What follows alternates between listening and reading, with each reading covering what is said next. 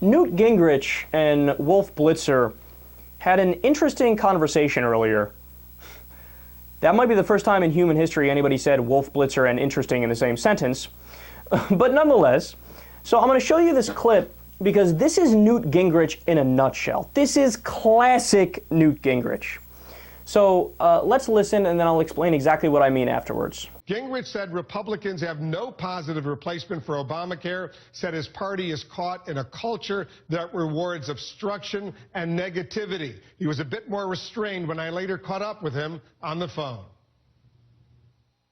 Joining us right now, the former House Speaker Newt Gingrich. Newt, as you know, House Republicans, they've voted 40 times to repeal, to get rid of Obamacare. It's not going anywhere in the Senate. Certainly the president would veto that. And now some Republicans are saying they are ready to shut down the government to do away with Obamacare. You believe this is a mistake. Tell us why.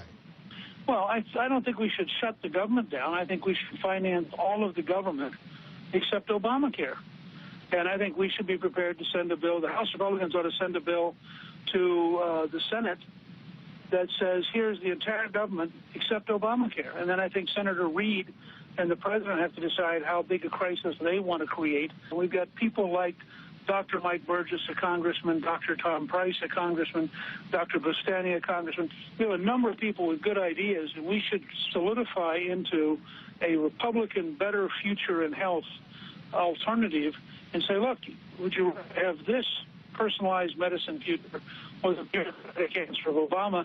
And I think that would put us in a much stronger position to then force the fight over Obamacare in October. Because you know the president would veto any legislation that wouldn't fund Obamacare. And in effect, there could be a government shutdown. You lived through 2 government shutdowns in the 90s. As you well remember, Republicans paid a huge political price for both of those shutdowns. You know, I thought so at the time, and then as I got away from Washington and was no longer Speaker and thought about it for about 2 years, it occurred to me that that's all nonsense. The first re-elected House Republican majority since 1928 occurred after the shutdown. And so I've always wondered, what is this big price that we paid? We got reelected. Nobody had been reelected since 1928. Well, the big price, Mr. Speaker, was that Bill Clinton was reelected in 1996. Wow. When you can get Wolf Blitzer to fact check you, you have to be so wrong. Because Wolf Blitzer is a robot. He's as vanilla as it gets. You could say almost anything on his show and he's like, good point. Let's hear somebody else on this too.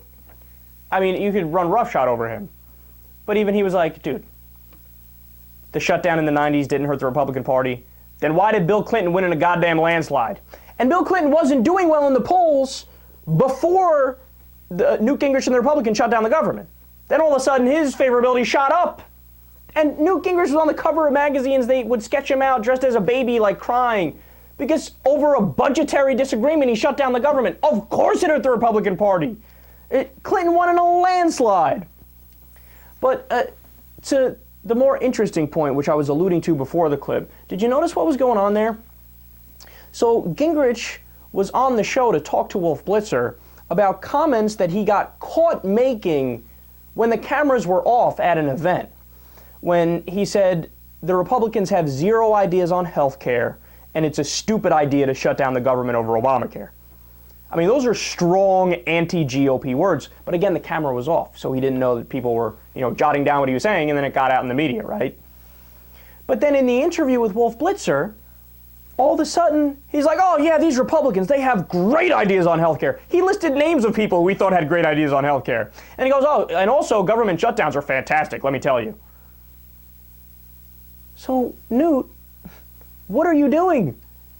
You just said the opposite yesterday. And now when the cameras are on, all of a sudden the Republicans are geniuses and it's a great idea to shut down the government. But that's classic Newt Gingrich. I mean, he is the textbook example of a sleazy politician. When he's in front of one crowd, he'll say one thing. When he's in front of another crowd, he'll say another thing. And then the reason he completely backpedaled off his original statements, because he wants a position in the possible administration of whoever the next Republican president is. So, you know, he has to keep kissing ass until that day comes. So if it was just this, I wouldn't be able to draw that conclusion. But the reason I'm saying that is because he recently flipped his position on foreign policy, too, and war. All of a sudden, he was like, yeah, you know, these neoconservatives need to rethink all these wars and nation building. I was like, what the fuck? But then when you read deeper, you find out he says, I'm more in the camp of Ted Cruz and Rand Paul. So why did he say that? Because Ted Cruz and Rand Paul are leading in all the straw polls. So you have the best shot of becoming the next president as of right now in the Republican Party, and he's sucking up to them because he would like to be Secretary of Defense or Secretary of State or some other high-level position. What a dick he is. And last point here, really, Republicans, like, we're still debating Obamacare. It's been years. And even in the off chance it got through the House of Representatives, the repeal of it, it would immediately die in the Senate.